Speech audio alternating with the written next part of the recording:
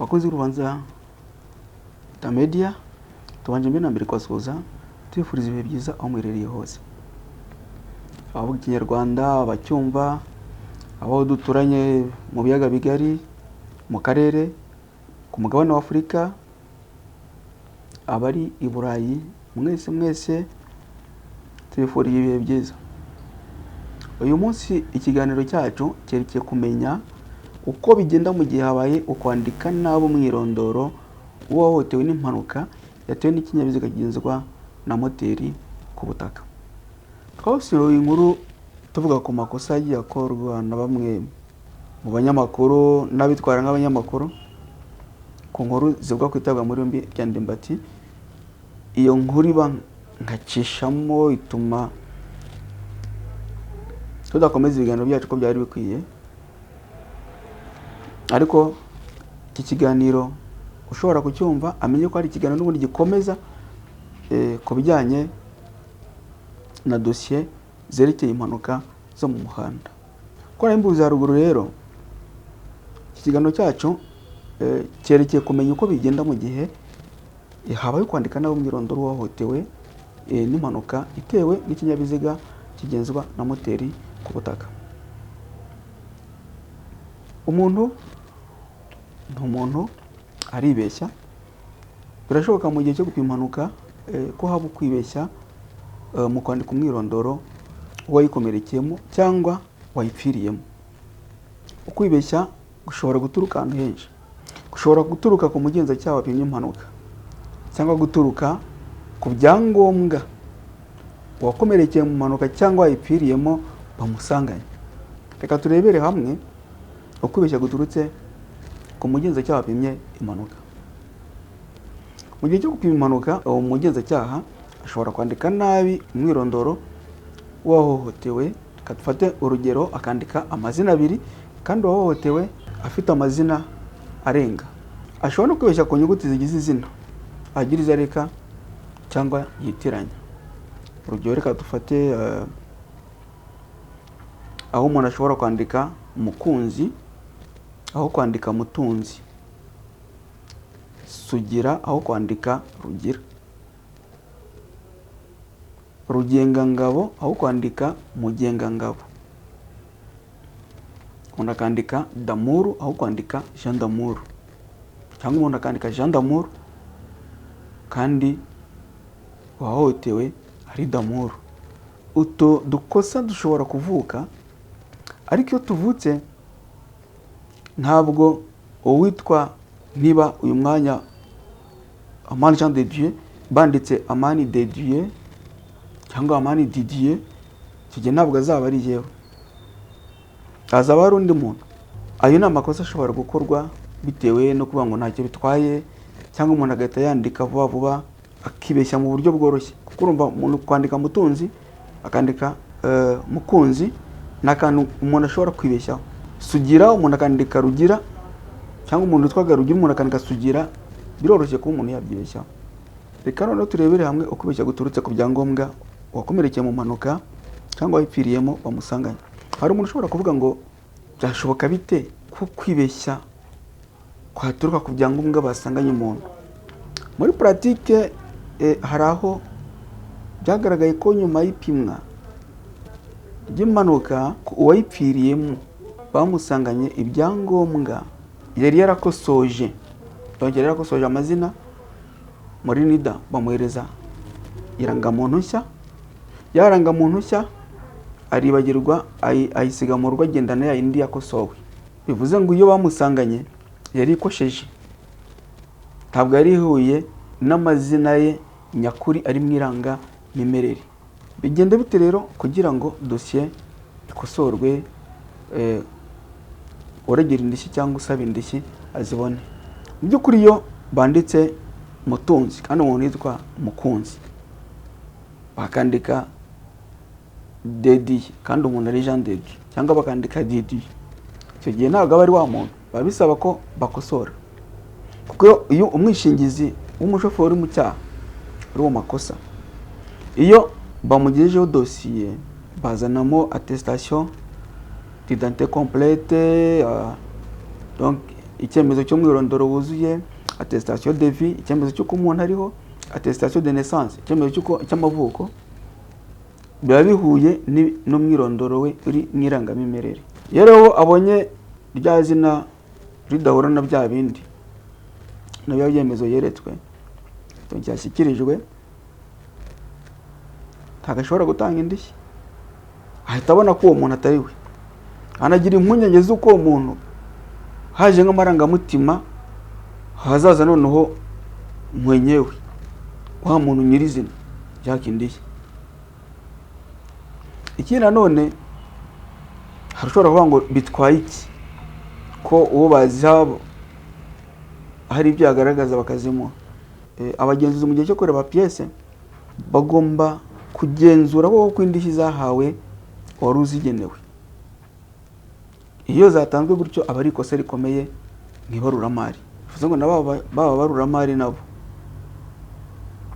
abakontable ntabwo bishoboka, baba kesiye ntabwo byashoboka ngo batange izo ndishyi, ko baramutse bazitanze baba bakoze amakosa. Uwo bibayeho rero azakora iki kugira ngo icyo kibazo akivane imbere, cyangwa umwirondoro we ukosorwe uhure na dosiye. Birumvikana ko ari dosiye yamaze gukorwa ndetse ishobora kuba yageze mu bushinjacyaha. Wa muntu ufite inyungu mu gusaba cyangwa mu kuregera indishyi azasabwa ubushinjacyaha gukora dosiye y'inyongera asaba ko umwirondoro ukosorwa. Ahangaha birumvikana ko agomba kugaragaza ibimenyetso byerekana ko umwirondoro nyawo asaba ko ari wo wandikwa awufitiye ibyemezo bigaragaza ko ari we. Mu gihe umuntu yakomeretse, ashobora gukomereka ku buryo bubabaje akajya no muri koma ariko akazakira, icyo gihe ashobora kubyikurikiranira kuko niwe dosiye bireba, aba afitemo inyungu, ashobora no kubikurikiranirwa n'umwavoka yihitiyemo. Mu gihe uwahohotewe yapfuye, birumvikana ko abafite uburenganzira ku ndishyi nibo bazakurikirana icyo kibazo. Ashobora kuba ababyeyi be cyangwa abavandimwe cyangwa uwo bashyingiranywe cyangwa umwana we. Aha twibukiranye ariko kuwandika ari byiza kugenera kopi umupolisi ushinzwe umutekano wo mu muhanda mu karere k'aho impanuka yabereye, ndetse n'umuyobozi mukuru w'ishami rya polisi rishinzwe umutekano wo mu muhanda ku rwego rw'igihugu. Uko tubonye dosiye y'inyongera isabwa gukorwa, ni nako bigenda mu gihe umugenzacyaha wapimye impanuka yanditse umwanzuro utandukanye n'igishushanyo kigaragaza imiterere y'aho impanuka yabereye. Hari impanuka yabereye muri Karongi mu mwaka wa 2013, habaho ukwibeshya k'umugenzacyaha wari wapimye impanuka, aho yanditse mu mwanzuro ashaka kwerekana icyateje impanuka, avuga ko impanuka yatewe n'umumotari, ariko nyamara muri korokiye n'ujya mu gishushanyo yari yakoze agaragaza uko impanuka yagenze na pwe aho umuntu yagongewe, agaragaza ko yagongewe muri bande ye. Ibyo rero byari bihabanye kure n'umwanzuro yari yanditse. Byabaye ngombwa ko hasabwa ko bikosorwa, birakosorwa. Reka turebere hamwe noneho dosiye itangwa mu gusaba indishyi. Twabonye ko ari amadosiye abiri, hari dosiye ikosorwa yagaragayemo amakosa na dosiye ikosora isaba gukosora ya makosa. Hari ushobora kwibwira ko ya dosiye y'inyongera ikosora ariyo yashingirwaho.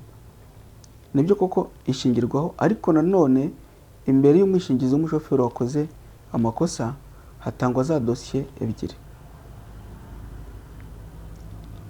Iya mbere iba yuzuye igaragaza umwanzuro w'umugenzacyaha wapimye impanuka, ikanagaragaza imiterere y'ahabereye impanuka. Iya kabiri yaba ari ugukosora y'amakosa. Amakosa ashobora kuba ashingiye ku myandikire y'izina ritari ryo cyangwa kuri bya byangombwa byakosowe basanganye uwahohotewe mu mpanuka. Izi dosiye zombi rero ziragendana, zombi zishyikirizwa umwishingizi mu gihe habaho ubwumvikane. Ya dosiye y'inyongera niyo iba ifite, niyo navuga iba yunganira imwe ya mbere, iri ngiri igomba gukosorwa. Iyo bijyanye n'amazina, ya mazina ari kuri ya indi nyongera niyo aba considéré, niyo afatwa ho ngukuri. Kimwe nuko icyakosowe muri ya dosiye ya mbere kiba kigaragara ko cyakosowe muri ya yindi y'inyongera. Zombi rero ziragendana, ziba zigomba gushyikirizwa umwishingizi w'umushoferi uri mu cyaha. Mukunzi dukurikiye, igihano cyacu kirangiriye aha. Ubutaha tuzarebera hamwe indishyi zitangwa ku mushoferi cyangwa ku mumotari wateje impanuka agakomereka, agapfa cyangwa akagira ubumuga buhoraho. Kora subscribe cyangwa se abone mu gihe utarabikora kugira ngo bigufashe kujya ubona mu ba mbere ibiganiro byacu. Ibiganiro byacu bishingiye ku makuru yizewe aba yakorewe ubushakashatsi. Kora share, usangize abakunzi n'inshuti iki kiganiro. Kora like ujye unyuzwe n'ibikowe muri iki kiganiro. Kora dislike mu gihe utanyuzwe n'ibikowe mu kiganiro. Tanga comment mu gihe ushaka kuduha inama cyangwa ufite igitekerezo ushaka gusangiza abandi. Ushobora no gushaka kutuvugisha, ukaduhamagara kuri telefone igendanwa 0788 683 086 cyangwa kuri 07 80 40 80.